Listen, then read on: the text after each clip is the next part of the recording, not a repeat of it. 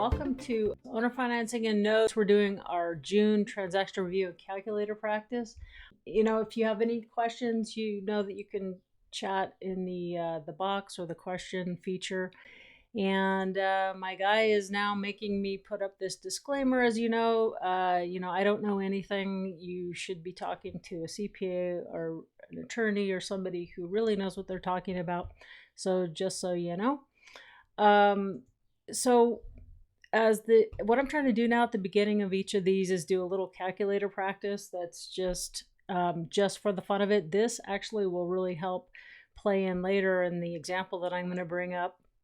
So let me pull up the calculator, and here we go.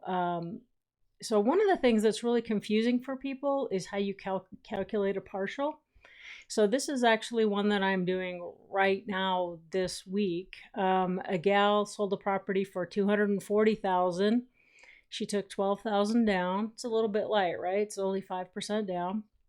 But she was desperate to sell this property, and that's the offer that came along. So she took it.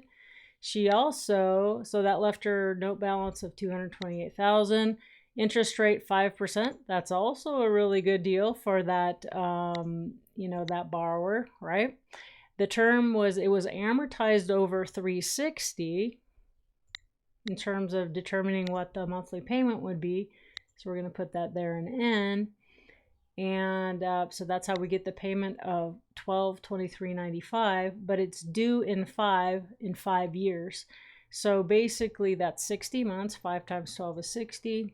We put in the 60 there, and we solve for future value, which gives us the amount of our balloon there. And she said, I've received offers, another offer for someone to buy just the remaining payments before the balloon, and there's 45 left, and they'll pay me $40,000. I would rather work with you if you can match that offer, and also tell me really what I should do, because she was having, other financial, the reason she's selling this note is she needs money to work on another property that she has, and she's left her corporate job to do her artwork, and she doesn't have a lot of money coming in. So we talked a bit about how she wants to position herself and her assets. So she's really excited, not just to get this money out of this note, but to position herself in a stronger way with her overall picture. So that's just really fun when you have a good connection with someone and you feel like you're helping them beyond just liquidating a note. So $40,000 will solve her problem. So I told her not to sell more than that, because she would just, if she tried to sell a piece of the balloon, she would just discount. The more money she needs now, the heavier a discount she's going to take, and she just doesn't need it. So 40,000. Let's see. So I'm not going to buy any of the balloon. So I'm going to take future value down to 0. So all I'm going to buy is 45 payments after June payment, starting with July. There's 45 payments that I'm going to buy, 45 of these. And she's wondering, can I pay $40,000? And actually it's going to be more like 41,000, because I'm going to net her 40,000 and pay the closing costs myself. So let's see, if I pay 41,000 for 45 payments of these, what is my yield? And 16.3. Yes, I can buy this note. Okay, that works for me, especially given the fact, even though it's time, I have to factor in not only yield, but time to push the paperwork. And it's not a huge note, but it's not a teeny note. And I'm going to be very secure, right? On a property that's worth over 200,000. I'm only going to be in at first position with 41,000 at risk. So this is good. This is solid. So, and she's going to keep the balloon at 209,000. So how do I figure out how much of the note that I'm buying? This is my yield, because I'm paying 41,000 for 45 payments, but how do I figure how much of the note I'm buying, and what is the discount? We know there's one there, but it's kind of hard to see. So what I go back to is, when I figure out these numbers, I'm paying this much for 45 payments, then we plug in back the face rate of the note, 5%. So now I'm going to solve for present value. So basically, I'm buying $50,000 of the note for $40,000 or $41,000. So when I am showing her, what if it pays off next year? Well, I would plug in, this is my 50,000 and it's going to amortize down at a rate of 5%. And at any point in time, I'm only going to be owed this 50,000, or it's going to go down, right? It's going to amortize down. We can see by clicking this how it will amortize. You can see that after 1 year, I will only be owed 37,000. So if a year from now, the whole note pays off, he sells the property or refinances, I'll only be entitled to whatever this number is right here. So now I'm going to move on to, this is a really common question that I get. And when I was on a business cruise with Walter and Quincy, they call it Financial Friends Network. They used to call it the IRA Fund Cruise. And I highly recommend that group of people. Great to network with and learn from. But anyway, here's a big thing. The problem is buying flipper rehabber paper. The problem is it's harder for real estate rehabbers and flippers to buy a house cheap, fix it up, and sell it for either all cash or to someone who can qualify for a bank loan. A lot of the cash buyers have dried up, as in real estate investors are representing, in some markets anyway, representing less of the buyers, and then it's harder for a lot of people to get a loan. So their inventory is drying up and their exit strategy is more challenged. So they have, the light bulb goes on and they said, oh, I know what, the solution is, I'll buy cheap, then sell it fast with owner financing to get the highest price, and then I'll sell the note as soon as possible and I'll just cash out with my profit intact. I mean, it's a great idea. And back in the earlier days, there was a couple of companies that focused almost primarily on this type of paper, and they would buy it, let's say at 90 cents on the dollar, 94 cents on the dollar. And there was such a high rate of default on that kind of paper that those companies actually went out of business. So there's a high rate of default on brand new rehabber paper. A lot of it was because the rehabbers, they could get out with their profit and hold none of the risk. So they might do a really crappy job on the rehab. And so the owner who moved in finds out about it 6 months later and stops paying on the note. So that's the kind of, just to give you a little history. So, but my problem here as a note buyer is that the green, meaning there's no seasoning, they barely closed, they don't have a long payment history. This kind of paper has, in my experience, I want to just ballpark it at 20% chance of going sideways inside the first 12 months. So that's 1 out of 5 that will have some sort of hiccup, even if they put, up to 10% down. And on these things, the cash price of the house, especially in areas in the South, the cash price of the house is much less than the seller finance price of the home. So that means if I buy the paper out at, a high rate, like even 80 cents on the dollar, the rehabber flipper gets out with their profit, but I'm left with all the risk. And I don't really like that. So the solution to that problem, how to balance the risk and reward, is what I want to address in this session. So here's an example, and these are pretty close to real life numbers of recent deals. And this happens to be in the Kansas City, Independence, Missouri area. And these types of numbers can be replicated in other states as well. Where's my calculator again? So I'm just going to have you follow along these deals with me. So a HUD, an investor buys for cash, or he uses hard money, some private money, to buy a home for $40,000. And let's say he puts $10,000 rehab in it.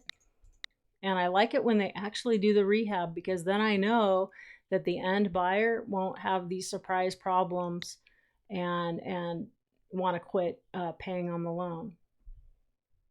So we're all in at 50,000, and instead of getting a cash offer, he sells it to a person with only 5,000 down. Now this is 5%. That's really low. We're shooting for 10%. So anyway, let's do the number. So he sells for 99.9 minus 5,000, leaving us a first note and deed of trust, 94.9. That's the present value or the loan amount there. The interest rate is 9. Because of Dodd-Frank, we like to keep it below 10 because it just looks fair. It doesn't look rapacious. When you get into 11 or 12% or more, I wouldn't want to be in front of a judge trying to defend those kind of rates for an owner occupant of the home. To get the payment to where the person can afford it, he had to do a 240, which is a 20-year amortization, kind of long. I like to see them shorter. That preserves the present value of the note. So the payment is $853.84. So that's the note that was created from this deal. So let's move on here. Now, in this particular case, now this is the reason I like doing repeat business, and I don't do a ton of paper. I'm not a high volume, but I choose the people that I'm working with based on their integrity, if we like each other, if we trust each other, and if I think they're if they're straight shooters, we can have a really nice relationship. And so it's relationship driven for me, not high volume. It's more like quality and ease of doing business. What I like about his model is he sells at or under fair market value. If it could appraise for, and he could hold out for 110, but he likes the owner. So we're trying to set everyone up for success. He needs to make a decent profit. I need to feel safe, and my investors that invest with me need to feel safe. And the homeowner, we're trying to set them up to have instant equity when they first move in. So in this part of the country, he can offer this. Their monthly payment is $853.84. Renting the house would be $950. So we can see that with principal, interest, taxes, and insurance, they're pretty much the same as renting. So not only did they have $10,000 of equity when they moved in, they also can't rent a property for cheaper. So there's a lot of reasons why people would have a really hard time, let alone the $5,000 they put down. But here's other reasons that really set them up to want to perform on this note and keep everyone's life simple. Now, I have a maximum investment to value, sort of like a hard money lender has a loan to value maximum. I just ballpark mine at 65% generally. So 65% of $99.9 is just shy of $65,000, obviously. And so that there's no way, regardless of yield, that I will pay more than this. So let's just see, which is 68% of the UPB, the unpaid principal balance, which is our 94.9, right? And so let's just see what my yield would be if I just pay the most I can pay based on my ITV maximums. Let's just see what my yield turns out to be. Okay, just shy of 15%. Not bad, right? The investor gets the $5,000 from the down payment. If I just bought out the whole note and he walked away, he gets the $65,000. So he gets $70,000. Let's just say and he's all in at 50. So he profits just under $20,000, and less than this really because there's closing costs, right? So for all that work, he just walks away for $15,000. I mean, not shabby, but that's a lot of work and a lot of risk. It would be nice if there was another way for him to make more money and for me to feel safer and even better about it. So here's the deal. There's a lot of risk with green paper, and green means anything that doesn't have at least 12 months of seasoning. 1 year of seasoning, then you can consider that's different. A potential yield of almost 15% can easily turn into a headache. And how do I know? Because I've been managing a portfolio for a few years now. You could even lose money. Okay, there's situations I won't go into right now, but you know, it's really not fun. Plus, who wants to get on a plane and go halfway across the country or all the way across the country to deal with this issue? 15 is okay as long as the deal is structured to reduce my risk. It's not like I don't think that's a decent yield, but I want my life simple. I want to protect my investors, and I want somebody else, boots on the ground, who's really invested and aligned with keeping my life simple and will step in. Now, the rehabber flipper, they're the one that knows their local market. They're the ones that has the relationship with the borrower because they're the ones that put them in there. They should, in my opinion, a way to fairly do this is they should be on the hook and share in the long-term risk because they're the ones that put this deal together, and they'll get a lot more money overall by staying in it. So let's look at those numbers. So just reminding you, my maximum investment to value is just shy of $65,000.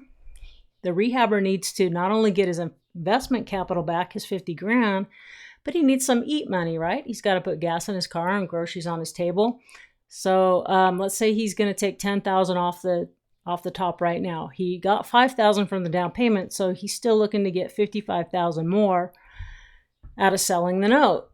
And $55,000 divided by $100,000, so that reduces my investment to value. That's more safety. Instead of 65% ITV, I'm down to 55. I like that. Lots of safety. There's protective equity. Reminding you the monthly payment is $853, and I'm going to bring the calculator back up. Here's our monthly payment here. My yield requirement, I'm just going to ballpark it at 15. And so if I'm only bringing $55,000 to the table instead of this $64,935, and I want to make 15%, I wonder how many payments that I'm going to buy. Well, that is 131. You round up 132. Then I just recalculate my yield. So that's a 15.02 yield. And there again, if going back to the example in the very beginning, how much of that note am I buying? So what's the face? So what do I do now? I put the face rate of the note back in here, which was 9%. So for 132 payments, I am buying $71,000 of the note. So you can see that $55,000 divided by what I'm buying, I'm actually buying this much of the note. It's 77% of UPB instead of, I think my last example was 68% on a full buyout. That's more risk and a steeper discount. This way, instead of a 32% discount on the note, the paper asset, he's only taking a 23% discount. And just to sum it all up, here's what the investor gets. So I get even safer than 65% ITV on a deal that was already set up to set everyone up for success.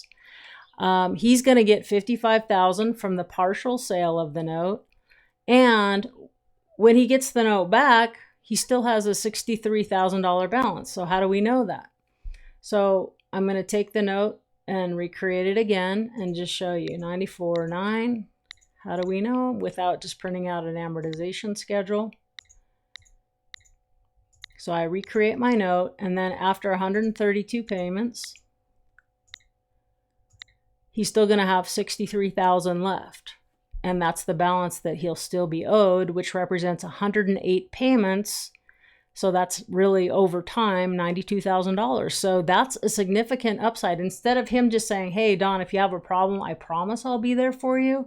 I like them financially aligned so that it will hurt them financially. They're walking away from most of their equity and their profit in this one deal if my life doesn't go well and I have to take it back and foreclose. They have a lot of money to lose. So not only do they have the character, the reputation of the type of person I want to work with, but they're financially aligned. And I really like this model because at some point, he made a quick 10. Sometimes they can put 15 in their pocket up front, depending on the metrics of the deal. But then you can see that when they get tired of flipping properties, he's going to be really happy to have a bunch of payments like this starting to come in, 7, 8, 9, 10, 12 years from now, that's a nice retirement. And then if he, after it's been seasoned, like after 2 years, if this note has performed and it's paid every month with no 30-day lates or anything worse, I may be willing to buy the rest of the note out for more, because I'll feel more comfortable with the asset. And if it goes sideways, the rehab or flipper just steps back in, solves my problem. And in my opinion, if someone wants me to come in and buy their green note, and it hasn't been seasoned the 3, 6, or 12 months that is usually expected, I don't mind coming in new, maybe after the first payment or something like that, if this deal is set up this type of way. So any comments from anyone? Questions? I just can't tell you how many times I have these types of conversations with people who are saying, wanting to get into this model of investing. And when I was on the cruise, there was a guy that, gosh, he does a high volume of deals. And I told him, that I like to see him keep a remainder interest, so that, not only his word is behind it, but his financial well-being. But he goes, I really don't need to. There's a guy that's buying $800,000 worth of my paper just at, I forgot to ask him, but I want to say it's probably at 70 cents or something. So I go, wow, even though there's a high risk of default, this is a seasoned investor. And he goes, yeah, okay. Well, so that guy's set up, right? He's set up to take on that risk, and he feels good about that, considering all the other, I guess it still would look good compared to Wall Street. Okay, well, thanks for being here. Really appreciate it. And I hope this has been helpful. Look forward to seeing you next time. Take care. Bye-bye.